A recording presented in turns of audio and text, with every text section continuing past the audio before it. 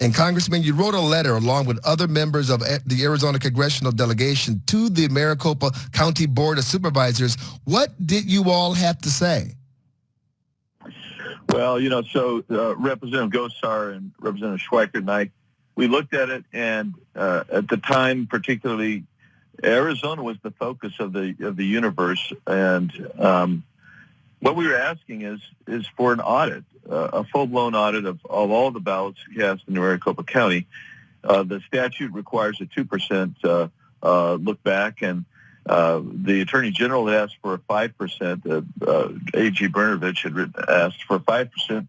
And we were looking at this thing, and we said, well, there's so many anomalies here and so many people around the country. Whether you have anomalies or not, this was the focus of every place in the country. And they all wanted to know what happened here. And they all were questioning the integrity of Maricopa County's results. And so we said, look, why don't we just put that to bed and just do this audit? Let's do an audit, not just recounting the ballots, because if you got bad ballots, then you're just recounting the bad ballots, but to do an actual audit of the ballots. Let's see who's there. It's what's being called for now in Georgia, by the way, as they get ready to do a second recount in Georgia. So we didn't think it was unreasonable. We thought it was something that was necessary to ensure election integrity, quite frankly. When did you guys fire that letter off? When did the Maricopa County Board of Supervisors, when did they receive that letter? Well, we sent it off November 13th. So almost, more than 10 days ago now. The reason why I asked that question, Congressman, is because I've heard that some of the members of the supervisors there said that nobody told them, nobody made these suggestions, and now here we find out that you and some other congressmen wrote a letter saying just that. Hey, let's be sure about this. Why don't we just take the time and do it so we can alleviate concerns across, not just in Arizona but across the country.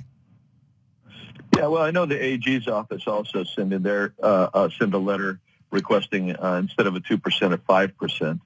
And so, I mean, the reality is, I wish they woulda, they shoulda, and they coulda, but they didn't. So we are where we are, and it's a shame. But we were out there pushing on this because we just felt it was so imperative. I think it would have settled a lot of the questions that people in Maricopa County and around Arizona had, and quite frankly, around the country have. Right. So it would have been a good thing. We have Congressman Andy Biggs in the center ring of the conservative circus. What can and should the Arizona legislature do, and members of the public as well, do right now to ensure that we get a full audit of this election and are sure that a fair and free election took place in Arizona? Well, I think we have to keep pushing for it. I mean, it's even though the board certified already, that doesn't mean that they can't go through and get this audit. It also doesn't mean that you can't. I mean, the Secretary of State may be a little bit dicier because the statute regarding Board of Supervisors is pretty clear that it has to be at least 2%. There's no ceiling on it, which is what we point out in the letter. But the point, I guess, is we've got to keep. I think we should keep pushing on it. I mean, look, Georgia's getting ready to do a second recount by hand. And what they're pushing for there is exactly what we were requesting here. They're asking that you go through and you make sure that the affidavits are right. You make sure that the people who are voting are legal to vote. That's an audit. That's a real look at it. Let's make sure that the election was fair. If you've got illegal ballots, you get rid of them and you count all the legal ballots. That's what's going on in Georgia. Pennsylvania, that's been requested in Pennsylvania and Wisconsin and Michigan, and Nevada's got some issues as well. So you might see some of that going on there.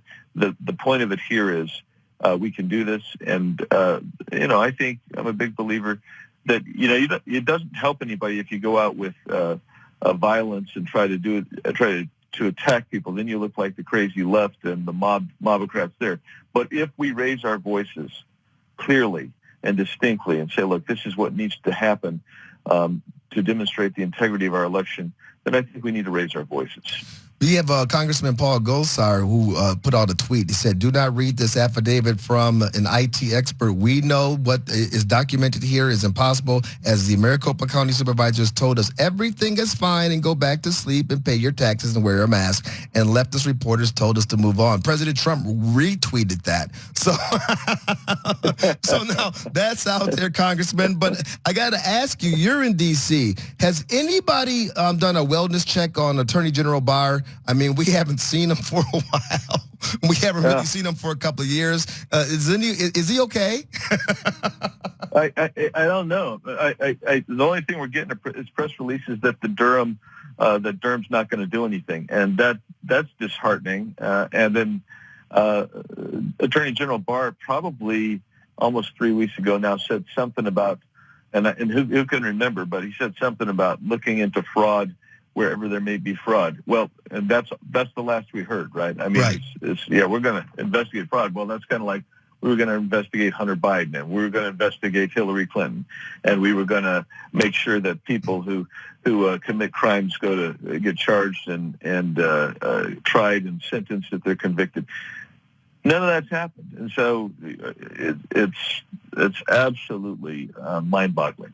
It's mind-boggling. It's also where we are as a country. I think this is why we're in very real danger of losing our liberties, because we do not have people who are breaking the law. They're not being held to any kind of account. And President Trump seemed to me he was the only person in Washington, D.C., beside, yours truly, and Congressman Gosar, and the Arizona delegation that were actually working on behalf of we the people. It seems to me that when we look at Washington, D.C., we look at the Republican Party, we don't have a lot of folks out there who are fighting for President Trump right now, even in the face of clearly, fraud in a few states. Yeah, I mean, that's what's maddening to me. I know that there's a lot of members of Congress. We're out there doing everything we possibly can. I won't say, I should say there's a limited number, Freedom Caucus and some others beyond that. But in reality, we need the executive branch. They are the police power. They hold the police power. We need them to actually conduct the investigations. We need the state and local officials that have that delegated authority by the Constitution. We need them to ensure that there's fair and free trials. We need courts to allow these investigations to go forward. And people keep saying, well, where's the evidence? Well, you have to investigate to get evidence, and we're fighting. The courts don't want to let us get subpoenas. They're tossing out cases. They don't want to issue court orders to impound machines or look at these things to get ballots with forensic audits. They don't want to do that. That's how you get evidence, James T. You have to be allowed to look at the stuff to get evidence, and I think that there's enough data and indicia to get past what would normally be for a search warrant, probable cause for a search warrant. The question is, can you go beyond that? I think if we could get the search warrant level, if the courts would accept that, then we could go forward, and that's the frustration that I have.